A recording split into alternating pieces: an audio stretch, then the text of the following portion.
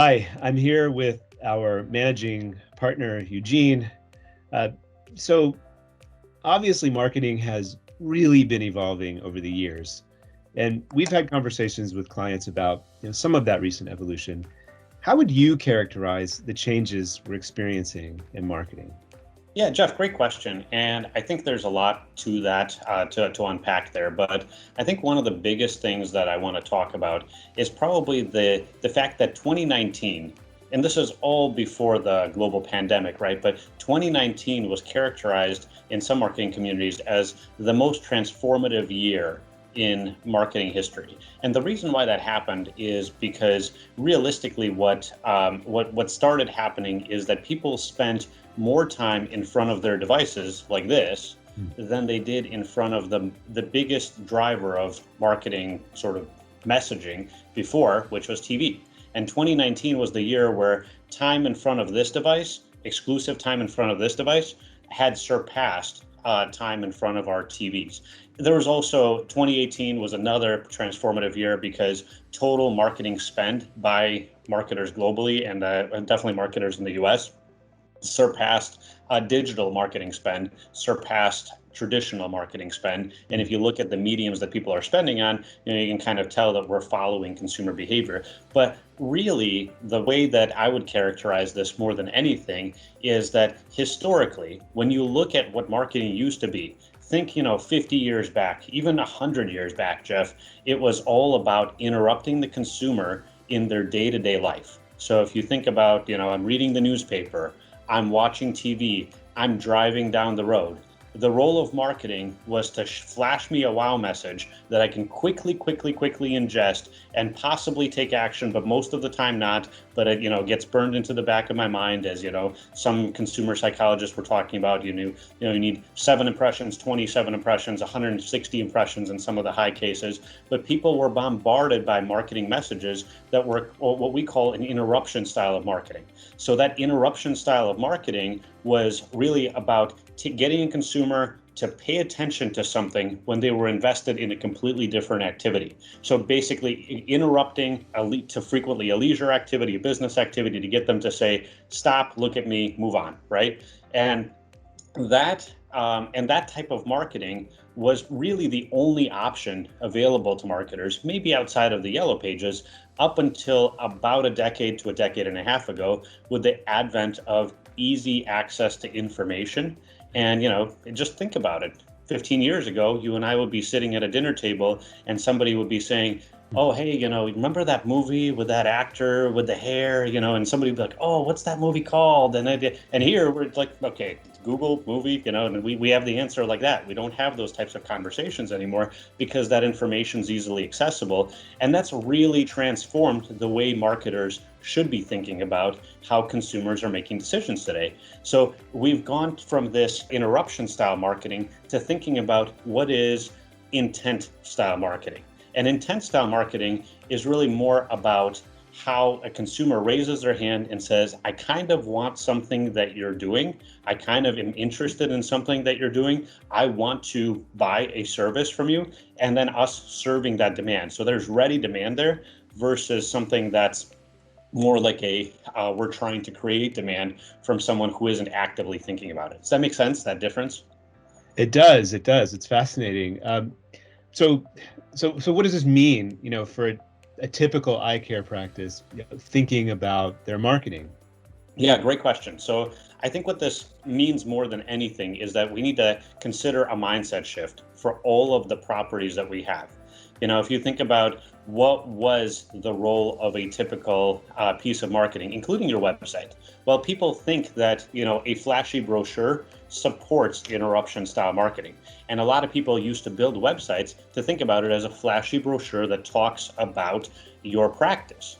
Well, now we have to think about how do we shift that tool to support the demand that's immediately being originated. So for example, instead of a big, beautiful brochure that says this is everything that we do, if somebody searched, I need help, I'm looking for a cataract surgeon, we want to be able to tell the story of we are the best cataract surgeon, and here's why in as few words as possible, to be able to educate the person and serve that demand. So the role of that website and the role of the content on that website really needs to serve the demand and the intent that we're trying to bring to it. Does that make sense?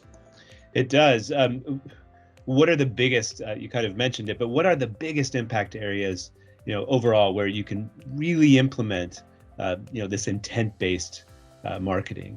Yeah, and for everybody who's watching, I would say one big thing that you really want to do is make sure you do your keyword research, because keyword research is the biggest indicator of intent in the consumer marketplace today. And what I mean by that is when people go online and search Google, that's an indicator of intent. If I type into Google LASIK surgery near me, I have intent to potentially partake in LASIK surgery near me.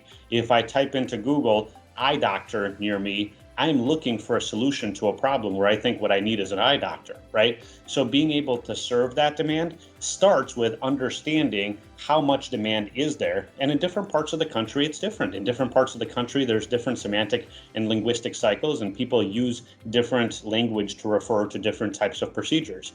And so in some parts of the country, ophthalmologist is a top keyword. In some parts of the country, optometrist or eye doctor or cataract surgeon is a top ranking keyword. And you have to take a look at how do patients or prospective patients refer to you. And so that's step one. And then you have to look at what comes up. And ideally, when someone expresses that amount of demand, you want to be able to show up and serve that demand, Jeff. So that means, if you think about the typical Google homepage, there's some ads. And yes, people still click on those ads, although it's only about 10 to 12% of people. Then there's what's called the snack pack, and Google refers to it. And I know we have other videos that we're planning on putting together about the snack pack, but that's becoming a really hot area where a lot of decisions are made. And then all of the other organic search results. And so you really want to consider, when you're thinking about intent-based marketing, you really want to consider how you're serving that demand inside of those particular properties, and how you're appearing relative to everybody else who is showing up there. Does that make sense? Got it. And maybe what kind of data do we have that really makes the case for intent-based marketing? Yeah, no, that's a great question. And I think when you think about what kind of data do you not have when you think about interruption-based marketing? Well, you run a TV ad. I was actually just talking to an owner of, I think, 4 or 5 practices a few days ago. And this gentleman said, I pay a lot of money for marketing, and I'm afraid to turn anything off because I kind of feel like 50% of it works, but I just don't know which 50%. And so the data that you have on interruption-based marketing, like TV, radio, billboards, that type of thing, is really limited. And in fact, you can kind of try to run certain types of studies, but it's really, really difficult to match one for one how many people saw this and then how many people took action. That's really different than the way intent-based marketing works. If somebody types something into Google and you show up, you have precise data on how many times you showed up and then how many times someone took action from those particular impressions, and then even what kind of keywords they searched and what you showed up for. That's also available. So all of that data kind of supports and what we'll call conversions. And conversions basically means someone took action from something that you did. And when someone, and this kind of makes sense from a logical standpoint, when you interrupt someone with a billboard, for example, they weren't expecting, right? So they probably are less likely to convert. But when someone types something in and says, I'm interested in a service, and they get to a point where there's, when there's an opportunity to convert, they're way more likely to take action. So we'll call that a conversion. So you're getting people who are closer to the bottom of the funnel. If you think about your customer base as a giant funnel, like these are maybe people who could potentially be thinking about it. These are people who are like ready to take action. You're getting people who are lower in the funnel because they've already taken the action and you're just serving that demand. So conversions tend to make the case for intent-based marketing. So are you saying interruption is dead? So great question. And no, I don't think interruption marketing is dead completely. In fact, it works as traditional marketing. So like TV ads, radio ads, billboards, that kind of stuff, in addition to maybe some other interruption-based marketing, can work as a great conversion enhancer. So, if I see 3 things show up in a search result, which one am I going to click on? Well, data shows that the one with the better name recognition might get the click, or the one with better reviews, or the one with more pictures. So the answer is sometimes a conversion or an interruption-based marketing message or traditional media marketing message will frequently make a sales cycle shorter. It'll be easier to get your patient in the door. It'll be faster to get your patient in the door. They might pick you over somebody else when you come up in those search results, but at the same time, you have to still serve the intent. And I would say that's first and foremost, and then you can enhance how you're serving that intent with traditional media. But one thing I would recommend considering for people is that you have to make sure that you're getting good data. And sometimes those traditional mediums don't really offer great data.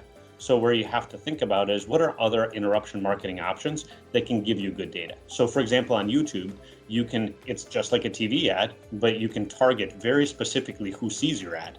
So you can say, hey, I just want people between the ages of 50 and 70 to see my ad who like the following things and who partake in the following activity online. And then, then you will have data on how many of those exact people, based off of what, Google knows and what YouTube knows about your consumers, what number of people saw your ad. You can do the same thing on Facebook, where you can get exactly the same amount of information about how many people you actually interrupted during their traditional Facebook scroll, how many of them took action, how they reacted, how they interacted with the elements that you had. And that's just better data than you would sometimes get from traditional media. So I would recommend, if you're doing interruption-based marketing, gather as much data as possible. Does that make sense? It does. Wow, this has been really great. So the takeaways are: focus on identifying what the content is in your area, serve people who are closer to making a buying decision with quality content. And if you're going to do interruption marketing, or if you're doing interruption marketing, gather as much information or as much data as possible.